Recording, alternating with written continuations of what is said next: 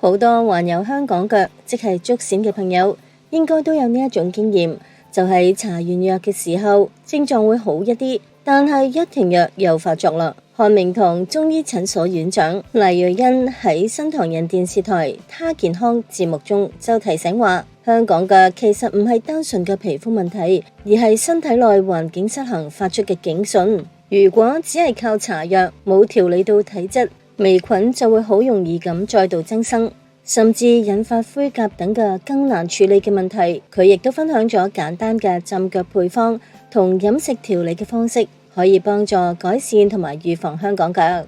香港腳唔單止令人唔舒服，佢仲會影響到生活嘅品質，例如行路、運動、着鞋嘅時候容易疼痛同痕癢，亦都可能因為異味問題造成尷尬。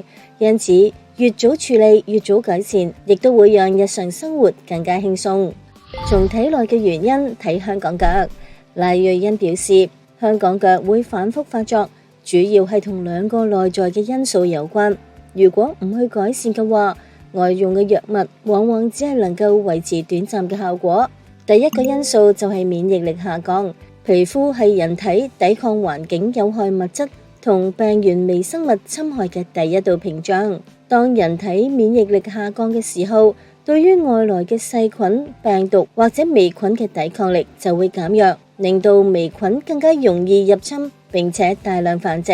第二個原因就係體內濕氣過重，中醫認為濕氣係會讓微菌更加容易滋生，所以即使係短暫使用藥物抑制咗微菌，只要體質呢一個根本環境冇改變，微菌好快又會捲土重來。加上腳部長時間被鞋襪包住，潮濕悶熱，因此成為微菌容易滋生嘅部位。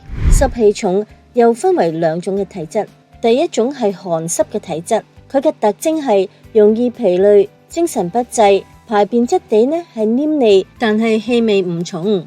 第二種濕熱體質呢，佢嘅特徵就係排便呢有較重嘅臭味。另外，香港腳亦都經常同汗疱疹混淆。汗疱疹雖然亦都會出現水泡同痕癢，但係同微菌係無關㗎。簡單嘅分辨方法呢，就係香港腳主要呢就會集中喺腳部發作，而汗疱疹呢經常同時會出現喺手同腳嗰度。睡前浸腳，久味浸腳方。中醫治療香港腳採用內外夾攻嘅策略，內服藥物用嚟調理體質，從根本改變微菌嘅生存環境。外用呢就以中藥浸腳方，直接作用於患處。黎瑞恩推薦一款由9味藥材組成嘅浸腳配方，具有清熱利濕、殺菌嘅效果。藥材就包括有地膚子、蛇床子各40克、藿香、大黃、苦參、黃柏、百部、土茯苓、明礬各25克。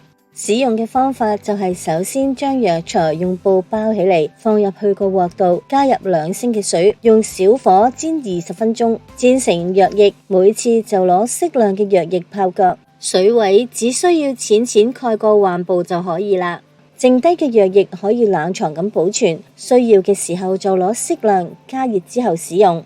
黎瑞恩建議喺瞓覺之前嘅半個鐘浸腳，呢一個時候浸腳能夠促進腳部嘅循環，唔單止有助於藥性嘅吸收，亦都能夠幫助入睡。改善體質嘅飲食配方，想從飲食上面改善濕氣重嘅體質，黎瑞恩推薦四神湯。四神湯係由茯苓、山藥、蓮子、時實組成，呢一啲藥材能夠有效咁改善腸胃系統功能，幫助身體排除濕氣。4人份量嘅四神湯，材料包括有茯苓、淮山即係乾嘅山藥、蓮子去濕、時實各15克。做法就係首先將藥材清洗乾淨，用清水浸泡30分鐘，之後將所有嘅材料放入去個鍋度，加入2升水，大火煮滾之後，轉細火慢慢煲1至2個鐘，之後就可以飲用啦。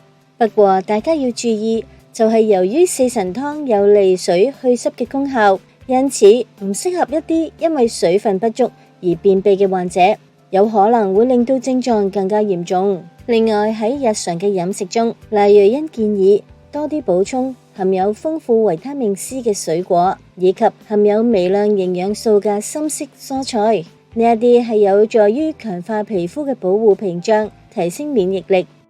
香港腳幾耐先至可以根治？同西醫醫感染嘅類型，例如水泡型、角質化型等等嘅分類唔同，中醫強調辨證論治，中醫師會透過望診、聞診、問診同切脈，全盤了解患者嘅體質狀態，包括咗氣息、舌象、排便習慣同睡眠品質等，再決定治療上使用唔同嘅內服藥方。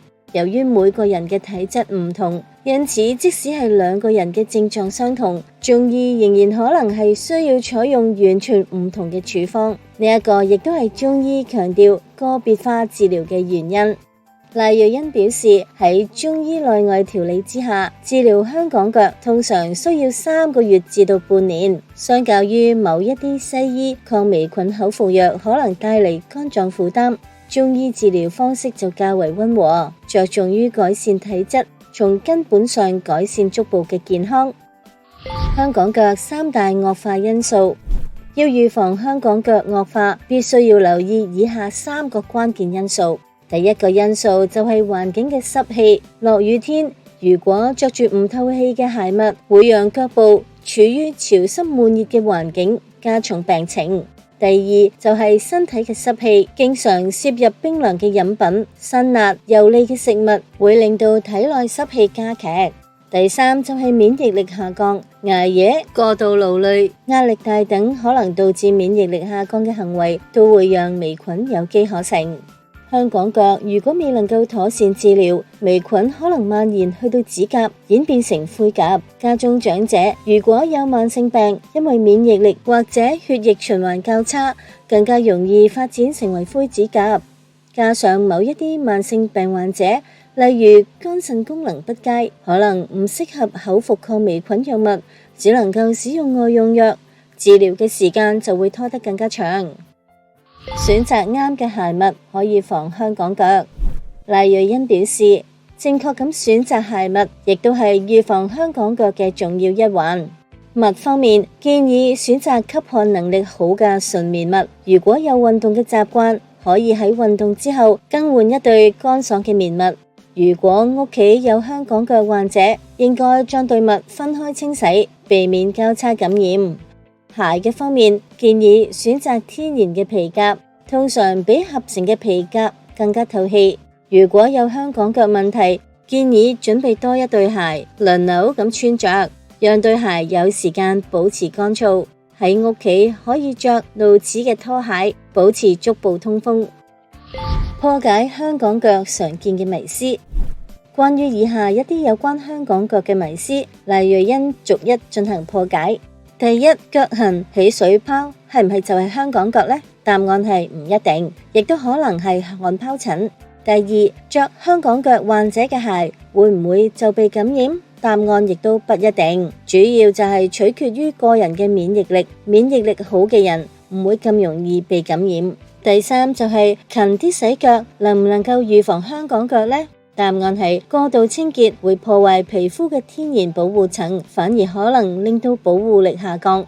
第四，用醋或者鹽浸腳能唔能夠殺菌呢？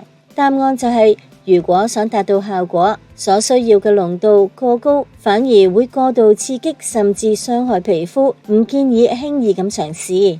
最後提醒大家，香港腳雖然常見，但係唔係小問題嚟㗎。越及早處理，越持續保養，先至能夠真正遠離困擾，讓雙腳恢復舒服、乾爽又健康。